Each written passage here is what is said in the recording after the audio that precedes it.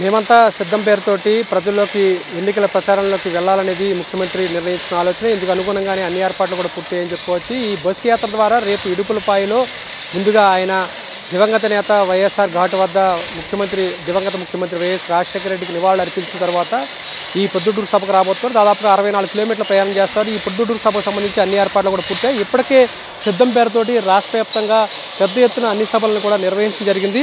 ఈ నేపథ్యంలోనే ఇప్పుడు మనం ప్రస్తుతం చూస్తే కనుక ఇక్కడ అంటే ఏదైతే రాష్ట్ర వ్యాప్తంగా 4 పెద్ద సభలు నిర్వహించారో ఆ 4 పార్లమెంట్ నియోజకవర్గాలు మినహాయించి మిగిలిన 21 పార్లమెంటు పరిధిలోనూ కూడా రాష్ట్ర వ్యాప్తంగా కూడా రేపటి నుంచి పర్యటించబోతున్నారు. ఈ నేపథ్యంలో ప్రస్తుతం ఈ ఏర్పాట్లను పర్యవేక్షించడానికి మంత్రి పెద్దిరెడ్డి రామచంద్రారెడ్డి అదేవిధంగా ఇక్కడ పార్టీ ఇన్ఛార్జ్ కల్సల్ ప్రోగ్రామ్ మీరందరూ కూడా పరిశీలిస్తున్నారు. ఈ నేపథ్యంలో ముందుగా పెద్దిరెడ్డి రామచంద్రారెడ్డి మాట్లాడి పెంచేద్దాం.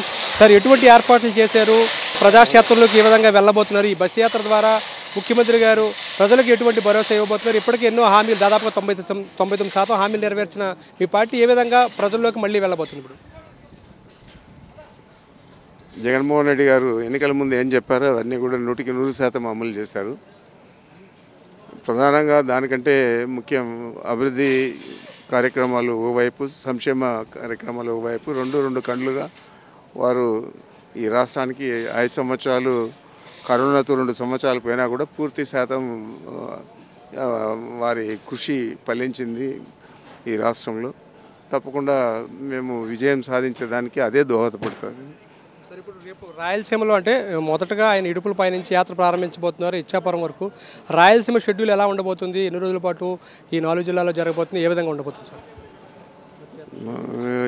మొత్తం 8 జిల్లాల్లో జరుగుతుంది రాయలసీమ. తిరుపతితో కలిపి కడప నుంచి మొదలు పెడితే కడప, నంద్యాల, కర్నూలు ఈ 2 జిల్లాల్లో కేవలం సమావేశాలు ఏం లేకుండా అనంతపూర్, సత్యసాయి జిల్లాలో వారు బస్సు యాత్రలోనే వెళ్తారు. ఏదైనా రోడ్ షో మాదిరి.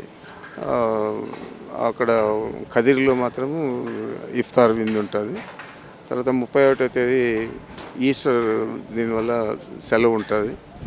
ఇంకా తర్వాత మదనపల్లి, తర్వాత పూతలపట్టు చిత్తూరు జిల్లాకు, మదనపల్లి అన్నమయ్య జిల్లాకు, అట్లా తిరుపతికి నాయుడుపేటలో సభలు జరుగుతాయి. 6 సభలు జరుగుతాయి. ఒక ఇఫ్తార్ విందు ప్లస్ రోడ్ షో ఉంటుంది. అక్కడితో రాయలసీమ జిల్లాలన్నీ కూడా పూర్తవుతాయి. మాకు అంటే ఇదే ఎక్కువగా ఈ ప్రభావితం చేస్తుంది ఈ రాష్ట్రాన్ని ఎన్నికల సమయంలో అని భావిస్తూ ఉన్నాం. మొట్టమొదటి జరుగుతున్న ఈ సభ ప్రొద్దుటూరులో ఎలా ఉండబోతుంది? రాయలసీమ ముఖద్వారంలో మీకు మొట్టమొదటిగా ఈ ప్రొద్దుటూరు నుంచి సభ ద్వారా ప్రారంభించబోతున్నారు ఈ బస్సు యాత్రలో. ఇప్పటికే 4 సభలు పూర్తి స్థాయిలో సక్సెస్ అయ్యాయి. ఎలా ఉండబోతుంది అంటే ఏం చెప్తారు సార్?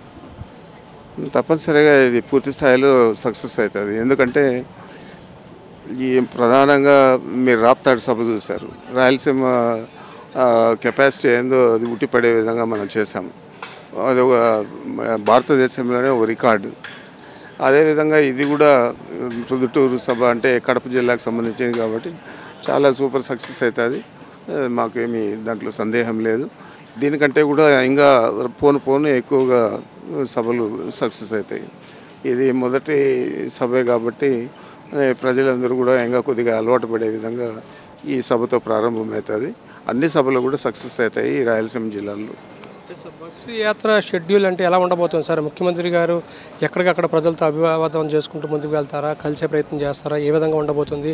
ముఖ్యమంత్రి గారికి ప్రజలకి మధ్యలో ఎప్పుడూ కూడా అనుభవ సంబంధం ఉంటుంది. ఆయన జనం మనిషిగా చెప్తారు. ఈ నేపథ్యంలో యాత్ర ఎలా సాగుతుందంటే ఏం చెప్తారు? ముందుకు దారి పొడవునా పల్లెలు ఉంటాయి, పట్టణాలు ఉంటాయి. అన్నిటిలో కూడా రోడ్ షో మాదిరి వెళ్తారు తప్పితే సమావేశాలు కానీ మాట్లాడడం కానీ పెద్దగా ఉండదు.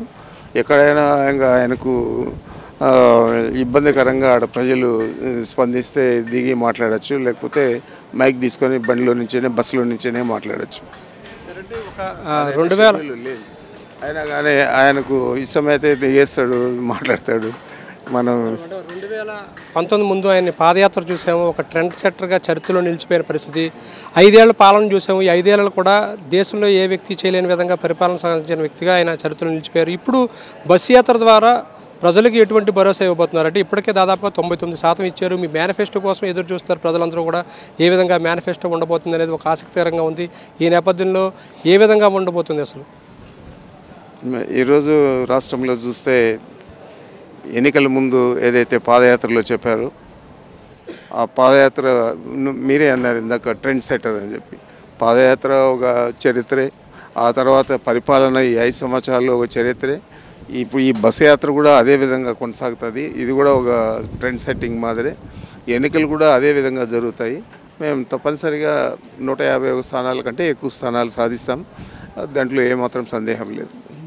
మొత్తంగా చూసుకోవచ్చు అన్ని ఏర్పాట్లు కూడా పూర్తయ్యి బస్సు యాత్రకు సంబంధించి మధ్యాహ్నం ఇడుపులపాయకు మధ్యాహ్నం 1 గంటకు చేరుకుంటారు. అక్కడ వైఎస్ఆర్ ఘాట్ వద్ద దివంగత ముఖ్యమంత్రి వైఎస్ రాజశేఖర రెడ్డికి నివాళులు అర్పించిన తర్వాత బస్సు యాత్ర ప్రారంభమవుతుంది. దాదాపుగా 4 గంటల సమయానికి ఈ ప్రొద్దుటూరు చేరుకుంటారు. ఇక్కడ భారీ బహిరంగ సభలో ముఖ్యమంత్రి వైఎస్ జగన్మోహన్ పాల్గొంటారు. ఇక్కడ నుంచి దాదాపుగా అంటే మొత్తం ఓవరాల్గా ఇడుపులపాయ నుంచి చూసుకుంటే కనుక తొలి రోజు 115 కిలోమీటర్ల మేర బస్సు యాత్ర కొనసాగబోతుంది. రాత్రికి ఆయన ఆలగడ్డలో బస అయిపోతున్నారు. ఆ తర్వాత మర్నాటి నుంచి కూడా ఆలగడ్డ నుంచి కూడా ఈ యాత్ర రెండో రోజు ప్రారంభం కాబోతుందని చెప్పుకోవచ్చు.